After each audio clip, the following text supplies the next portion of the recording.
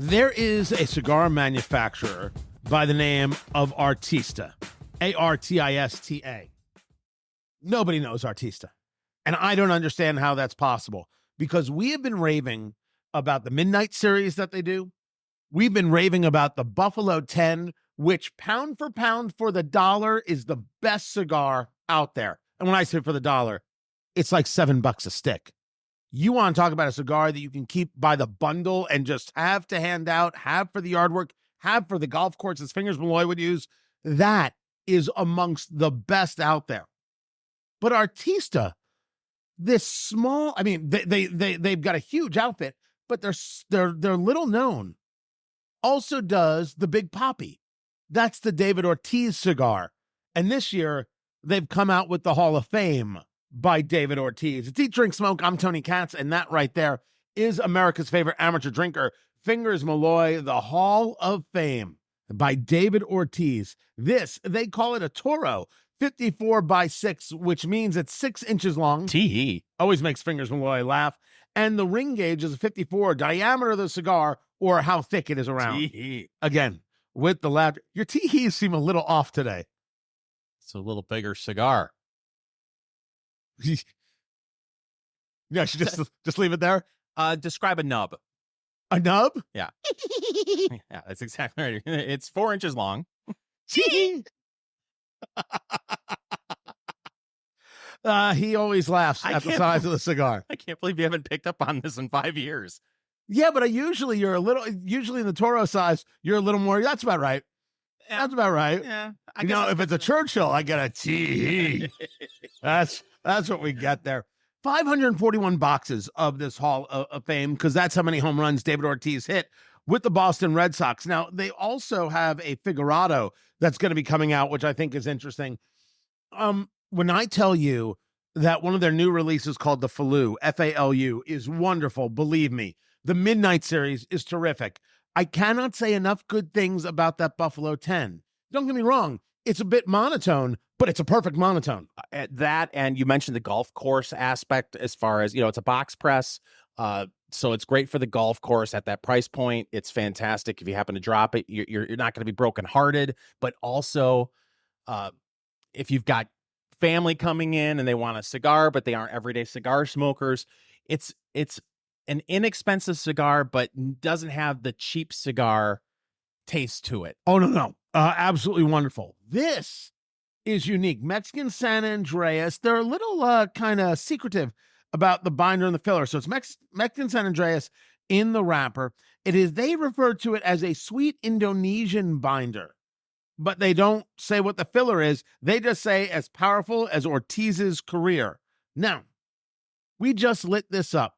First things first, it's got a little bit of heft to it. Yeah, it does. Second things second, that wrapper has a nice bit of oil and is bumpy. I'm not talking about like sandpaper bumpy. Just you can feel the leaf, you can feel the contours. It is almost in a sense octagonal in just how many ways it kind of moves around, but it's a nice feeling, like you rolled it yourself kind of stick. Yeah, and the band does have a baseball-esque kind of theme to it. And here's what's unusual. I know when you lit the cigar, you had a reaction, and I don't know if it was, did you get a lot of pepper right away? I got a spice right away. It's amazing because you've talked about this a lot on the show. It depends on what you ate that day, what you drank that day.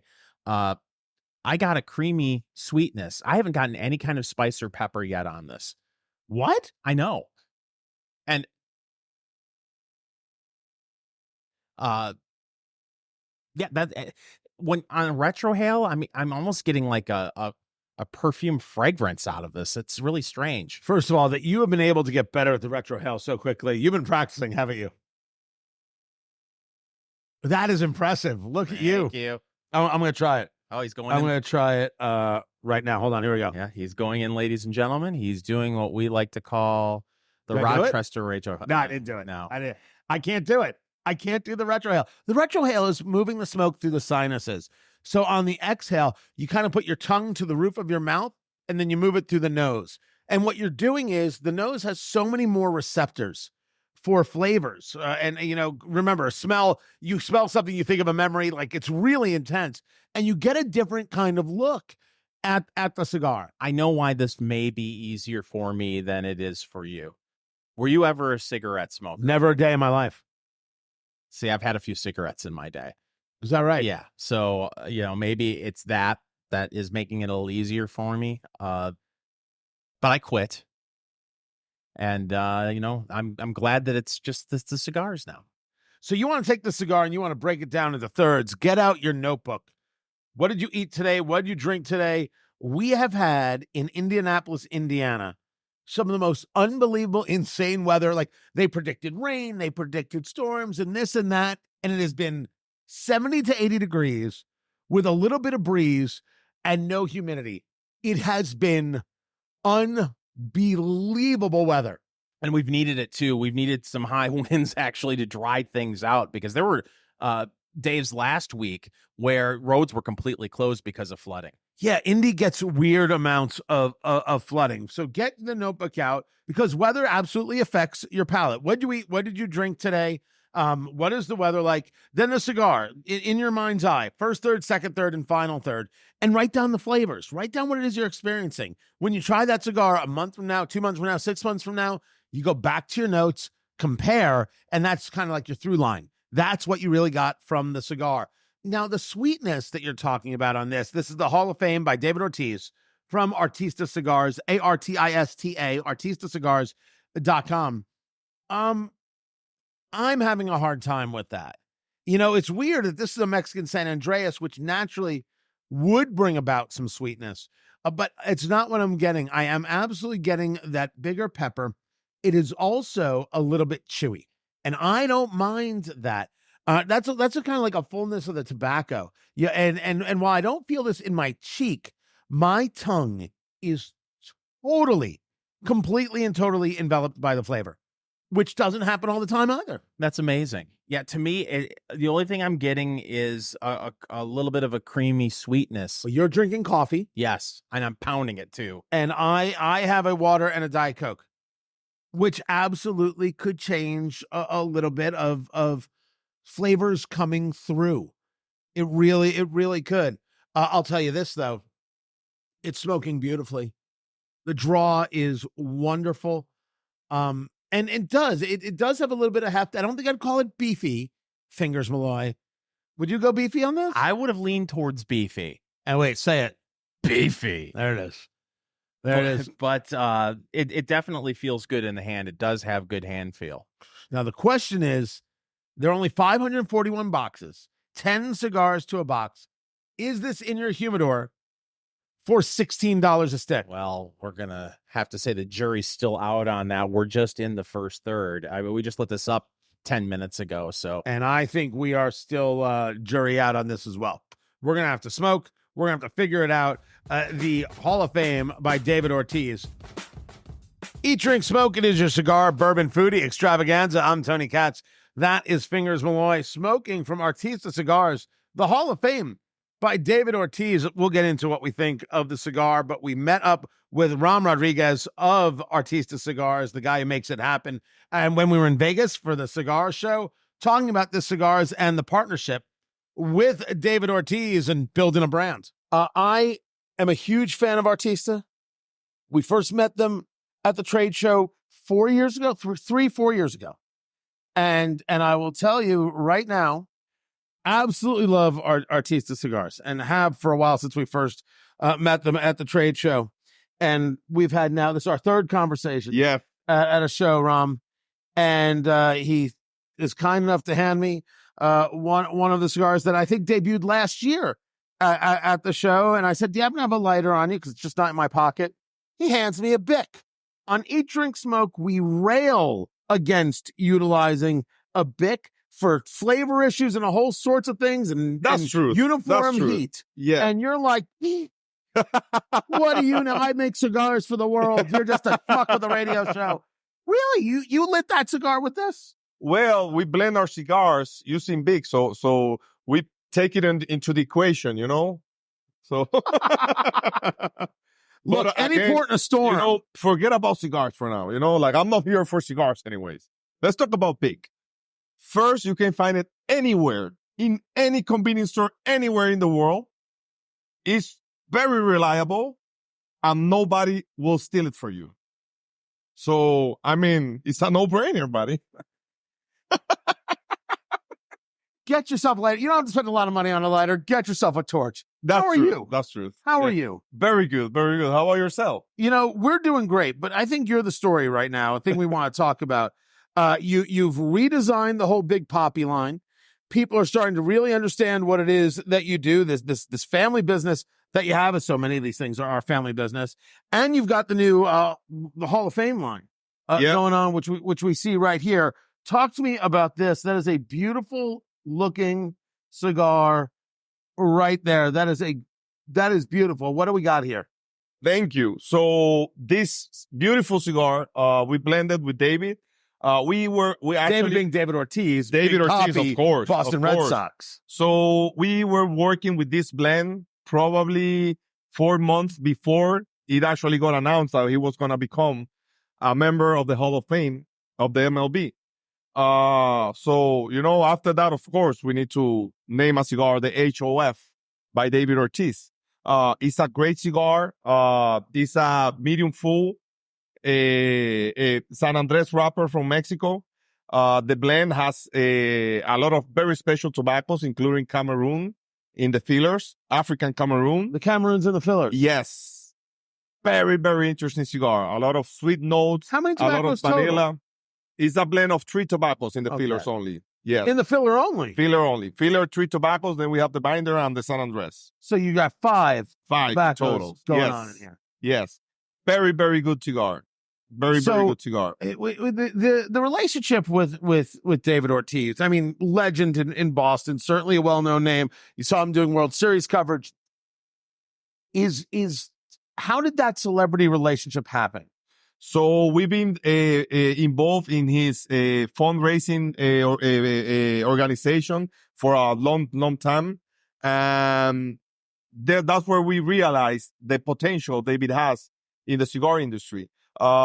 He, in all those fancy parties with all those celebrities, he was always next to the cigar rollers, trying to see how the cigars are made, trying different kinds of tobacco, and just playing around with us. And one day I told him, like, hey, David, you should come to the factory and let's blend a cigar together. You know, it was like, hey, yeah, we should definitely do that. I'll let you know when I'm available. I thought it was kind of like an empty promise, but like 2-3 weeks after that event, I get a call from his assistant, like, hey, David wants to know when are you available. Like, now, you know? So yeah, we make it happen. After that, we start shipping cigars just for him, with his personal cigars. He was getting probably like 100-200 cigars every couple of months for him and to share with his friends. When he announced his retirement, is when he told me, like, hey, like, we should start, you know, making this a brand, and let's start bringing this product to the market. You know, it's been a couple of years now. The brand is still there. We are very happy. I was actually talking to him a couple of minutes ago. But we see more and more celebrity moving into cigars. We've seen it in liquor so often, but we saw Chad Ochocinco, Chad Johnson with 85 cigar. We saw Guy Fieri of Food Network with the guys over at Espinosa. We've made the argument that I think is universally agreed upon. When it comes to liquor, a whiskey or a bourbon, you can put your name on something. It doesn't have to be great, but people will still buy it. You can't get that to happen with a cigar. No one buys a second cigar, no matter who the celebrity is, if the cigar isn't good. To what extent is a guy like David Ortiz taking your lead, or is he somebody, and do you look for people that you partner with who actually want to have a strong say in what gets created? So David focused a lot in the branding, and in the blend with the first one, it was, I'll say, 75% him, 25% me on the blend. With the Slugger, it was probably like a 50-50 in this one as well. David, his palate is evolving. a lot. He's getting into a lot of new cigars. And that's actually a very interesting thing. I remember the very first event we did with him was in a shop in New England, in New Hampshire, I think it was. And the store owner came to him like, "Hey, David, I want to give you something very special. This is my favorite cigar. I want to share it with you." It was from another brand. Mhm. For him, he was like, "Okay, thank you." And then he was like, "Hey, like, what the hell is wrong with this guy? Like, he's giving, like, I'm here to sell my cigar. Bring me this." I'm like, "David, you're getting all this wrong, you know?" Right. Like, that's very meaningful, you Right. know? It's a show of Because- love. It's a show of exactly. respect. Like, he's showing you love. This is how this industry works. And he started to understand that. And now he's smoking a lot of different cigars. He's developing his palate. And that's something everybody should do. You know, don't only smoke one cigar. Everybody has a favorite cigar, of course, but there are, you know, so many, you know, opportunities that are out there that you're missing, you know? Let's talk about development. When we first met you, you were this young kid just running around the booth, happy as could be. I don't even know if you had the beard then. And look at you now, a man amongst men 3 years later. What has... Well, I went for the joke. I'm not sure. What has evolved for Artista? I mean, you've kind of changed the name a little bit. Yeah, yeah. But what has been the real evolution now dealing with COVID and coming out of COVID? Yeah, well, before, you know, of all of this, we've always been a very known company among the people in the industry. You know, well, of course, and we still are, you know, big leaf dealers. We grow a lot of tobacco. We resell a lot of the tobacco. And for me, that was kind of it, you know, like this is the industry.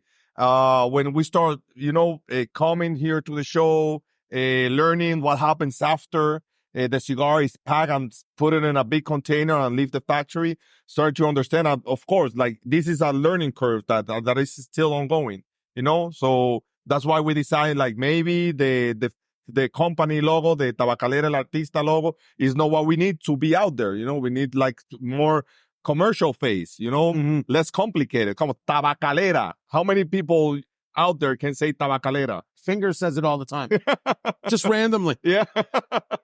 We'll be having lunch. Yeah. And they'll just yell out Tabacalera. Tabacalera. That's okay. Anyways, so yes, we are evolving. We're learning, enjoying it at the same time. Rum, thrilled that we get these chances to talk and to share. And I love the insight into the family, the thought process of how it builds. Can't thank you enough. No, thank you. But the most important thing, don't forget to give me my lighter back. Oh, no, the letter's right there. Okay. I wouldn't take that. Yeah. I wouldn't. You see, nobody takes I this. wouldn't It's take that. perfect. Ram Rodriguez, Artista Cigars, like what they do. What do we think of this Hall of Fame? We will get into that. Find everything we do at eatdrinksmokeshow.com. Is stupidity sexism? I mean, it's a weird question. But if you haven't been following the story of Caitlin Clark from the University of Iowa, who's now going to the WNBA and playing for the Indiana Fever, well, you're one of very, very few people. Caitlin Clark has brought ratings to women's basketball. That doesn't mean women's basketball makes money. It doesn't mean that the WNBA is now going to have some great turnarounds. But you can't deny that more people tuned into the women's NCAA finals than tuned into the men's.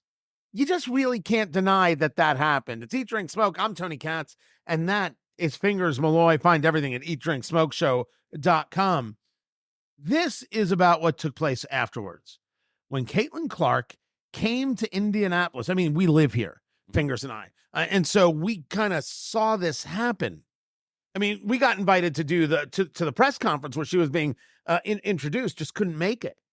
And while at that press conference, there are all the sports guys, sports reporters from Indy asking questions. And one of the guys who asked the question, Fingers Malloy, is Greg Doyle. Now, you are a guy who follows. You, of course, follow everything out of Detroit and the Detroit Lions, who just didn't have what it took to win the NFC Championship. How you feeling with that? Better than a Colts fan today. Ah, nice. Hope springs eternal, kitten. So you would know. But you read sports guys, and there are some guys who naturally have it and some guys who you don't know why they're in the industry. That's true, correct? Yes, that's fair. So I can't tell you whether or not Greg Doyle of the Indianapolis Star is a guy who has it or not. I'm not good enough to know whether that's true. What I do know is that he's been there for years, and he was one of the people asking questions. And when it got to Caitlin Clark, and you definitely have seen this in your social media feeds, he takes his hands and makes a little heart symbol, because she does that after games to her family. And Caitlin Clark says, "Oh, you like that?" And he goes, "I like that you're here." And that's exactly the way he says it. "I like that you're here." And she says that she does that to her family after every game. And he then says, "Well, if you do that to me, we'll get along just fine." It was an odd back and forth. And it was odd because Greg Doyle's a grown man and Caitlin Clark is a 22-year-old woman. And people started getting on him and getting on him hard. And at first he puts out a post on X, "Hey, I'm a big oaf." He literally used the word oaf.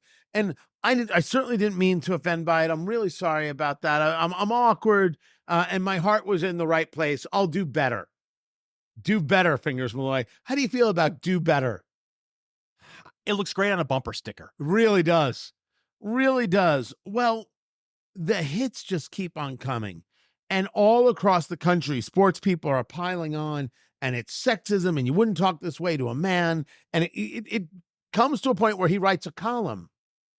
"I'm sorry. I became part of the problem. And I didn't realize, and someone had to point it out to me, and I didn't know why these people are so angry with me. Look at the terrible thing that I've done. I'm so sorry, Caitlin Clark." Now, what had hit me about that headline was that he wrote, "I'm part of the problem. On this day, on the day I did this, I became part of the problem." Fingers Malloy, I'm going to ask you a question right now. What problem did he become a part of? Here's what I don't understand about this whole thing. And I know what he's trying to get at is, there's a lot of misogyny in sports and reporting and things like that. And I want to be part of the solution, but I'm actually part of the problem because he came across, it was a very odd exchange between a man that, listen, I don't know how old Greg is, but I'm guessing he's old enough to at least be Caitlin's father, if Right. not even older than that. So I can understand where in this world we live in 2024, he wants to create that narrative. But at the end of the day, you just have to ask yourself, is that the kind of way you want to talk? Forget about the politics and the way the culture is. Just talking to another human being like that, it just came across as very awkward and odd. I'm amazed at the uproar about this. Are you? A little bit. Just because,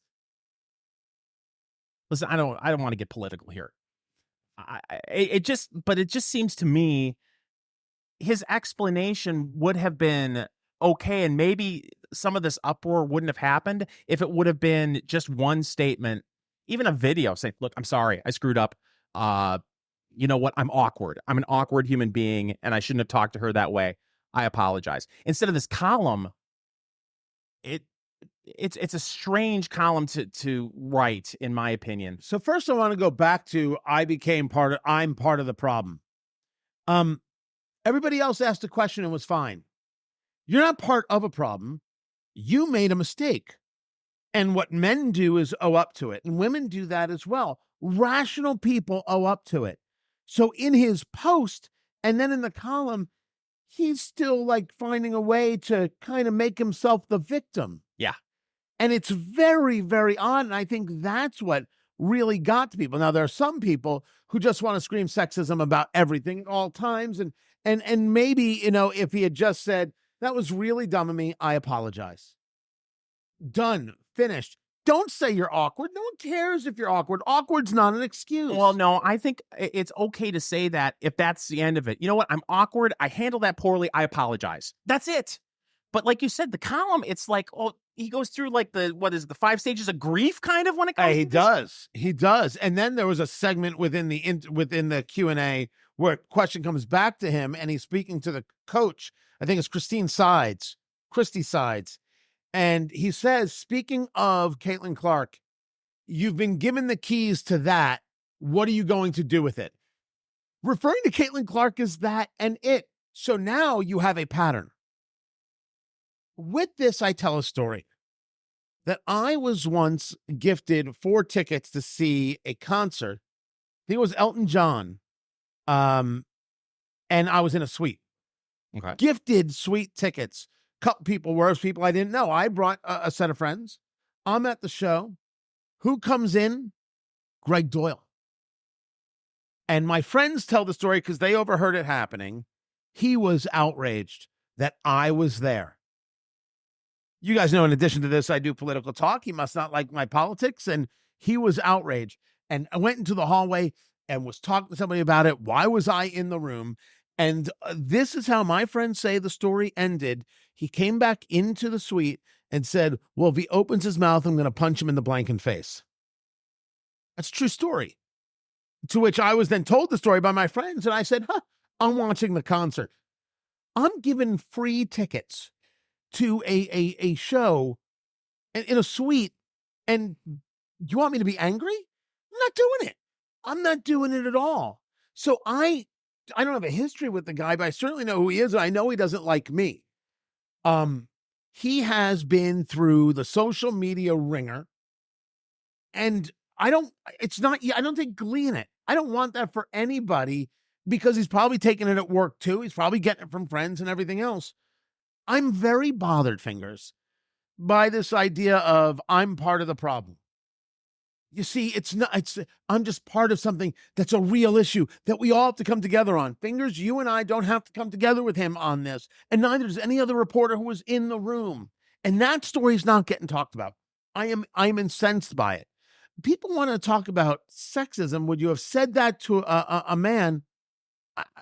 Let them have their conversations. I don't want to take it away from them. I might disagree with them, but the idea that you want to scream problem, as opposed to be someone who says, I made a mistake.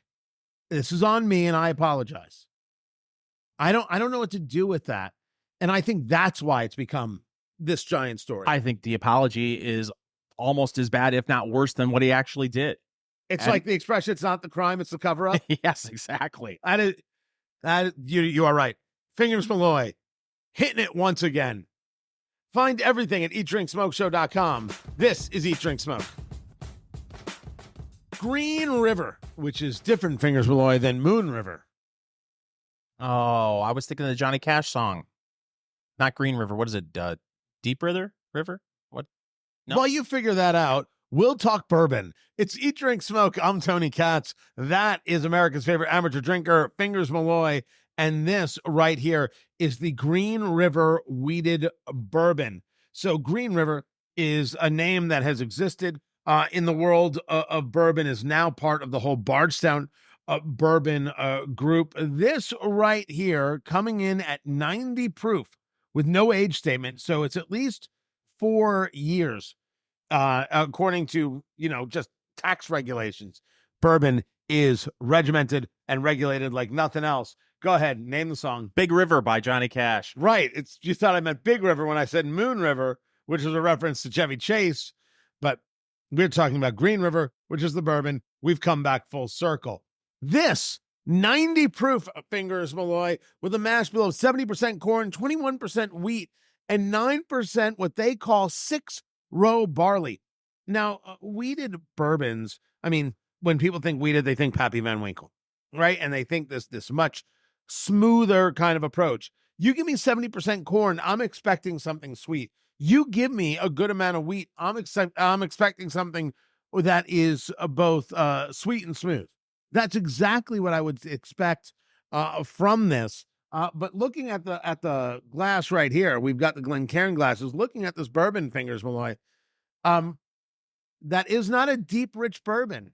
That's more of a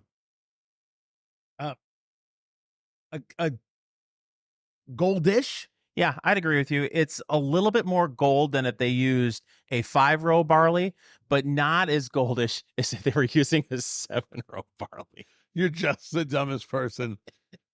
You really are the dumbest person around. The nose on this kind of takes me in the direction that I thought we were going to go, although it's much fruitier. Yeah, that's where I was going to go. I'm not getting much of any oak, maybe a little oak, Right? but it's mostly fruit. That's fruity and bready is what we've got here. This is called the Green River Kentucky Straight Wheated Bourbon Whiskey. Yeah, it's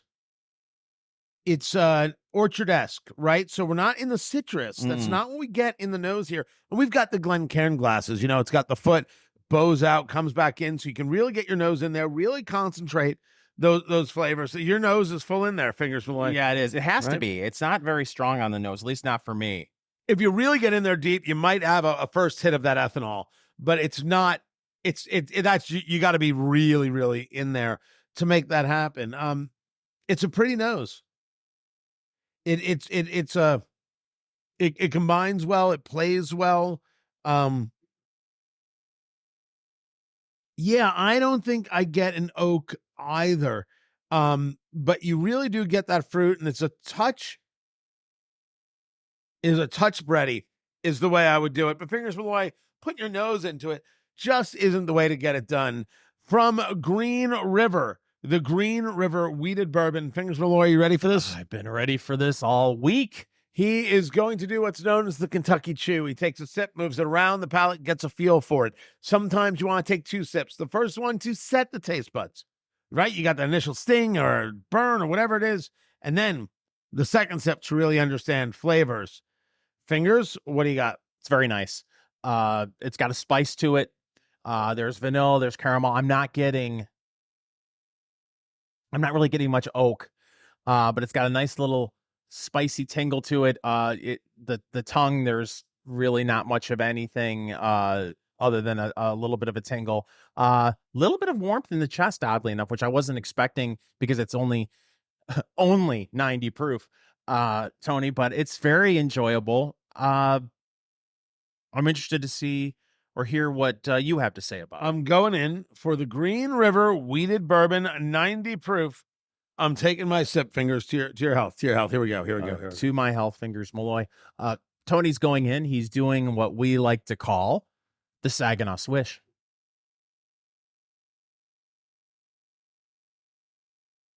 Ooh.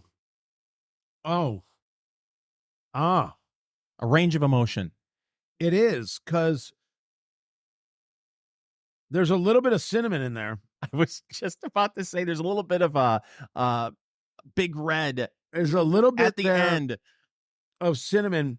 It does come across sweet, but there's something that crosses the tongue.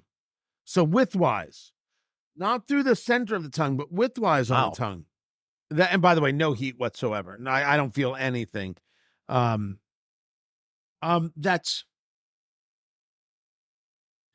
I don't know if that's bitter. I don't know if that's oak, but the finish that's going on right now, that's a little luscious, a little more than I expected. Again, with the bready, there is a little bit of spice in there. I think that's kind of interesting because that didn't exist on the nose at all. There is a little bit of spice in there. There's no sting on the tongue, no sting on the lips, but I do feel in that middle part of the tongue.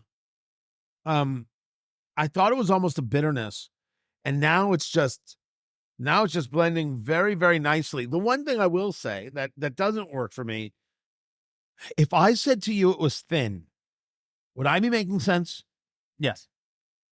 There's a lusciousness or a richness that I'm kind of looking for that I don't know if it's there, but there's some nice flavors that are happening. I'll tell you what, I don't want to move it to a cube at all. No. Right? Like you feel that if you move this to a cube, it's instant disaster.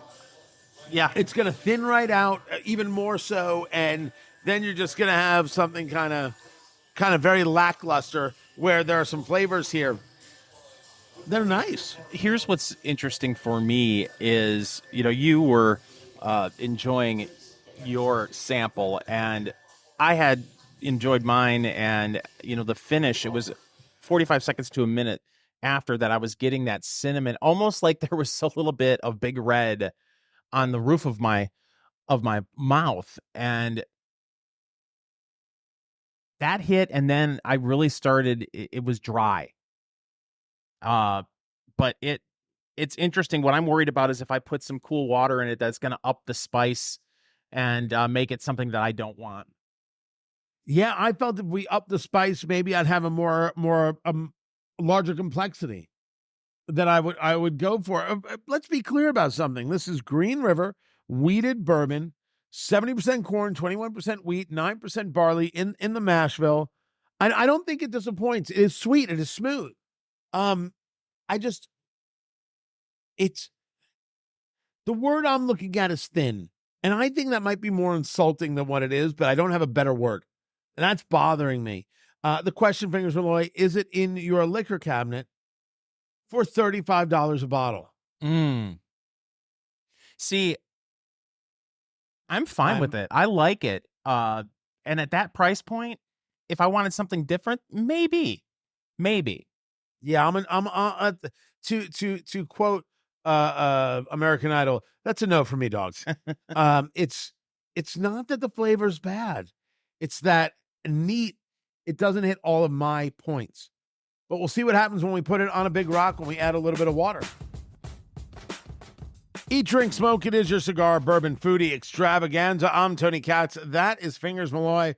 We are smoking the Hall of Fame by David Ortiz, which comes from Artista Cigars, this Mexican San Andreas, what they refer to as a sweet Indonesian binder and a very powerful filler. And whatever it is that Mexican San Andreas normally delivers, and some of that sweetness, a little bit of that chocolate, I don't get that. There is a largeness here with spice. There is a bit of to me a kind of a wood that's happening. There's a little touch of chewiness going on. We're really only getting into the second third of this Toro, which is a 6 by 54. They have now this is a special edition. There are only 541 boxes, 541 home runs attributed to him during his pro career. This to me is not as joyful as some of their other cigars, specifically that Midnight Series and that new one, the Falu, F-A-L-U. This is for me starting to play into the full. It really is. And I wonder if I had let this cigar lay down, Fingers, because we got this in Vegas at the cigar show. That was in March. So now it's April and we're smoking it. I think that if this had been when the cigar gets released in July, I think we might have a different product here. So I am jury out on this cigar. The cigar is $16, comes in a box of 10, only 541. I am jury out until I try it again in July. I don't know if this is in my humidor at $16 a stick. I think that's a fair assessment because I have had, and again, it's a hand-rolled product, and these things happen. I've had a difficult time keeping this lit. The smoking experience hasn't been the best for me, but we've had plenty of Artista cigars and never had a problem. So I agree with you. On their website, they talk about some of the notes, and I'm getting almost a perfume sweetness off of this. And they describe one of the notes is dried apples. And I'm not seeing that. So I think maybe it would be a good idea to reevaluate this stick in August, right? And see what we come up with. I think that's absolutely the plan because I believe enough in them. I believe enough in Artista cigars to absolutely go back to the well. And as I stated on some of their other smokes, they're in my humidor. Yeah. and I love them. We are drinking from Green River, the wheated bourbon, coming in at 90 proof. The mash bill of 70% corn, 21% wheat, 9% barley, and fingers. We're putting it on a cube, aren't we? Or you're putting a little bit of water. Tony, as you know, I always like to put a couple drops of cool water in mine. You always put yours on the Big Rock. That's the genuine article right there. That's it right there. And I'm as terrified as I can be about doing this when it comes to monkeying with my wheated bourbon, but we do it for Eat, Drink, Smoke Nation. So it's had these interesting flavors to it, and a wheated bourbon, that comes in at like $35 a bottle, as this does. That's rare stuff. It's a very, very easy price point for a wheated. It certainly had on the nose. It was definitely orchard and a little bit of bready. It almost had a bit of bitter on the palate, with some of that fruit. But the finish, I thought, played very, very well, with a little bit of cinnamon going on. But I just thought it was thin. That's all. It's the only word I can come up with. So now that it's on a cube and you've got some water, I fear it's going to thin out further, and the flavors I do like are going to get muted. But there's only one way to find out, Fingers. That's I'm right. going first. You're going to go first. On the Big Rock, I'm going in. He's going in, ladies and gentlemen. He's doing what we like to call the Memphis Munch. Yeah, it got better. Really? It got better. The fruit is a little more mellow, but it's a little more combined. I don't know if that is the oak, but it came across a little creamy. That cinnamon is there, back of tongue now. The cinnamon hit. The cinnamon hit. It came across better. That's stupid. Oh, he's going in again? I'm sorry, I knew you were going, but not two of us can't be drinking at the same time. It's radio, I tell you. It's radio. It's the newest crazy sweep in the country. Fingers just added a little bit of water to his. I almost want to think that a little bit of oak just came out. No? It is amazing how just a couple of drops, because you had it on the rock. It's better on the rock. It brings out. It's fuller on the rock. Yeah. Huh. It brings out a little bit of the spice for me. It brings. Oh, yeah, it did bring out the spice. You can actually feel that in the throat right there. Yeah, and the cinnamon comes out. I feel like the cinnamon comes out quicker with both on with a couple drops of cool water and on the rock. The cinnamon hit me late when we did it neat. Yeah, Green River for me is better on the rock than it is on neat. A little bit of cream came out, and I think that might be the thing kind of meshing everything together. I don't know. $35. $35 is worth the gamble. I mean, you have to get it and like get some friends over and try it. And try it all the ways. Do 3 pours for everybody. Yeah. A neat, a little bit of water, and a rock.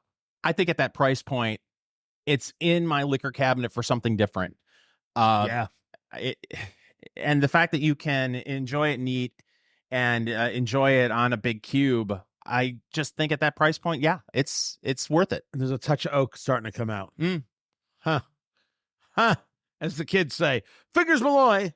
That is, by the way, the Green River wheated bourbon. It's time for news of the week. Well, really some sad news in the Good for you. Yeah, I know. I'm back to being Johnny Good News here on Eat, Drink, Smoke. Antisemitic hate crimes have surged 45% in New York City in 2024, according to the NYPD. Dude, all over the country. All over the country. It has been a thing. And of course, this week, the massive hateful protests at Columbia University that have caused the NYPD to be called in. But it's no different than what we're seeing in a lot of college campuses, no different than what we're seeing in parts of members of Congress. I got asked a question. And sometimes you get asked a question because you are a thing. I'm Jewish.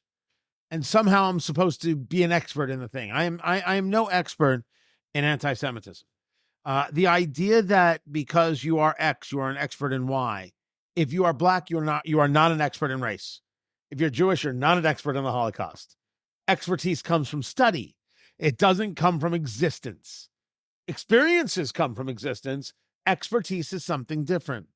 And I was asked, was the anti-Semitism always there, or is this a new phenomenon? That's where I was going to go with this. Is it? Yeah. People seem to be more comfortable sharing their hate now than they were 5 years ago. Is it worse, or just people seem to be more comfortable being a bigot? I'll go on the record with this. The idea that there's somehow more anti-Semitism today than there was 30 years ago, to me, is a laughable proposition. But the problem is that people are categorizing this about Israel and the attack from Hamas and the war, and then, of course, Iran and their attack. And they are putting this in that anti-Semitism bucket. That's not what we're seeing on college campuses. I would argue that what we're seeing on college campuses, Fingers, as we have been studying and documenting and talking about for over a decade, you and I, in our other fields, is what happens when you tell people that America is the problem. And when you tell people that this Marxism concept of oppressed and oppressor is everything. Remember, oppressed and oppressor is nothing more than Karl Marx in the Communist Manifesto talking about the proletariat and the bourgeoisie. And so if you tell kids that America is terrible and certain people are oppressors, well, then they have to be against the oppressor, no matter what reality states. A rock icon dies. People mourn. Then another rock icon takes the guy who died, takes some of his ashes after he got cremated, and incorporates it into a tattoo. It's a new segment on the show. Cool or ew? It's Eat, Drink, Smoke. I'm Fingers Malloy. He's Tony Katz. Find everything we do over at eatdrinksmokeshow.com. So, Tony. Yes, Fingers. Lemmy of Motorhead passed away. Rest his soul. 2016, I believe, of cancer. So then, I don't know how anyone thinks that this is a good idea, or this idea pops in someone's head, but Metallica frontman James Hetfield decided he wanted a tattoo with part of Lemmy's ashes incorporated into the ink. And so now he has a tattoo that he was showing off. It's Ace of Spades on his middle finger with Lemmy's ashes incorporated into the ink. Tony, your thoughts? No. This has been Cool or Ew? Oh, wait, I did it wrong. Oh, sorry. Ask me again. Tony, cool or Ew. ew? Sorry, this isn't okay, even if it's Lemmy. This is no. This is no. N-O, no. It's just weird. And I must admit that I compartmentalize pretty well. Mm-hmm. And people in my life who have gone have a place in my head. They have a place in my soul.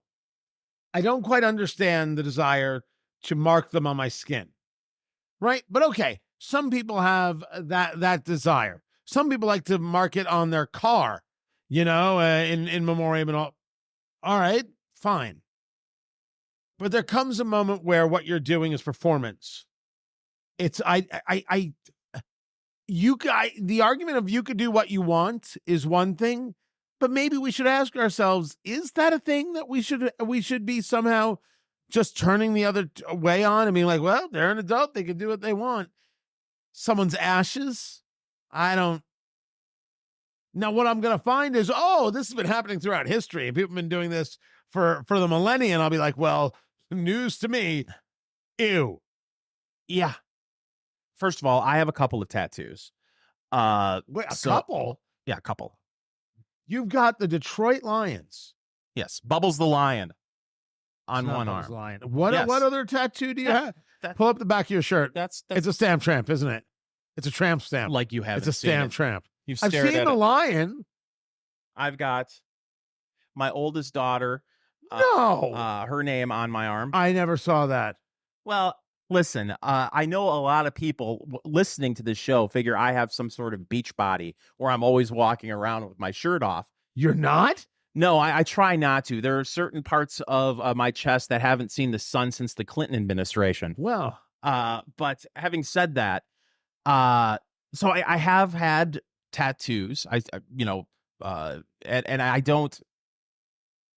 can't imagine going to a tattoo artist and saying, listen, someone who meant a lot to me passed away. And of course, they're thinking what you're thinking. Oh, you're going to get their name tattooed on you or whatever. No, I'm going to take it a step further. I have some of his ashes that I would like incorporated in the ink. It's a little creepy. More than a little creepy, really, really creepy. And then on top of it, like you said, it seems more performative, right? it does seem performative. It's just, no, I really miss them. No, I really, really, really miss them. No, I'll show you how much I miss them. They live with me. It's like when Billy Bob Thornton and Angelina Jolie like carried around each other's blood. Yeah. In a vial around their neck. It was like, okay. You totally are having sex with each other. Good on you.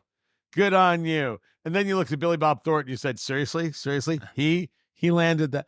Man, I just got to be rich and weird. That's all you need to be. But no, it was too much. It was silly. And how do you even get that done? Well, the blood in a vial? Do you go to a blood bank and say, listen, I need can you top this vial off? I want my wife to wear it. You get a vial over there at Amazon. Vials are us. Yeah, I'll stab you right now. Right? And then you go to a jeweler and say, here's the money, put it into a pendant. And the jeweler says, right away, Mr. Billy Bob Thornton. Also, how did you do that with Angelina Jolie? See, the jeweler was related to Norm Macdonald. How'd you make that happen? You must have a lot of money or a huge. Can't say it. Can't do it. No. Can't do the joke. Oh, blood in a vial, eh? Yeah. You thought that through, didn't you? Only because it's Norm. Oh, by the way, speaking of Norm Macdonald, we didn't mention this last week with O.J. Simpson passing away of cancer. The amount I saw just as many people on social media sharing the news of O.J. Simpson dying, as well as the same amount of people who were just sharing Norm Macdonald jokes of O.J. Simpson. So Norm Macdonald comic was on Saturday Night Live. Norm Macdonald did jokes about O.J. Simpson being a murderer every week. Every week he did jokes, and they were blistering. And then he hosted, was it the ESPYs or something like that? And Charles Woodson is in the audience. Charles Woodson, first defensive player to get the Heisman Trophy, and congratulations to you. And that's something that no one can take away from you, unless, of course, you murder your wife and a waiter with a knife. And then they can take it away from you. And the crowd went nuts. The crowd was like, this isn't happening. I'm not in the room for this. And it was that's good, fearless comedy right there. That is commitment to the joke. It got him fired because one of the executives over at NBC, Don Omeyer, was a good friend of OJ's, and his friendship lasted throughout the murder trial and was really on Lorne Michaels about Norm Macdonald telling all of these. It was relentless for 2.5 years. It was like every week there'd be at least one, possibly two OJ jokes. And it ended up costing him his job. Worth it. Totally. Yeah, I can say that for Norm's career. Totally worth it. And if you aren't old enough to have seen a lot of this stuff, there is, just get on YouTube, 11 minutes of video straight of OJ jokes from Norm Macdonald on Saturday 17 Night Live. seconds at a time. 11 minutes straight. I think we'll get yelled at by the tattoo people, but I'm not down for any part of part of this. Are you anti-tattoo? I know not necessarily for you, but for other people as well. No. If people want to do it, they can do it. I admit I don't get it. Right. It's not for me on a personal level. It's not for me on a religious level. But I don't get it. I don't understand the allure. I don't understand. I'd get 100 more. Really? Yeah, I just have so many moles that it's just not good. Oh my God. I've got so many moles on my arms, and you don't want to tattoo over a mole. It's no What? good. No good. It's all over the place. Can I tell you that for the first time ever, I think you share too much. Moles? Yeah, that's oversharing. Honestly, I don't like this way that you say the word. Moles? Oh, that makes me feel uncomfortable. Moles, you say? Yeah, it's not where it's coming back up. It's not. Moles, you say? Moles. The only thing worse than a mole getting murdered by OJ. Or our Norm Macdonald impersonations. Oh, dude, my Norm is gold. How dare you? In my head, my Norm is exceptional. The Green River Weeded Bourbon, $35 a bottle. Yeah, you're going to buy it to try it. I just not 100% sure it's in my liquor cabinet. And the David Ortiz Series Hall of Fame, the Hall of Fame by David Ortiz, with Artista Cigars. I need to try it again. I think it needs to lay down. It needs a little time to rest. Find everything at eatdrinksmokeshow.com. This is Eat, Drink, Smoke. Follow Eat, Drink, Smoke on social media, on Twitter at Go Eat, Drink, Smoke, on Facebook, facebook.com/Eat, Drink, Smoke, and Instagram at Eat, Drink, Smoke Podcast.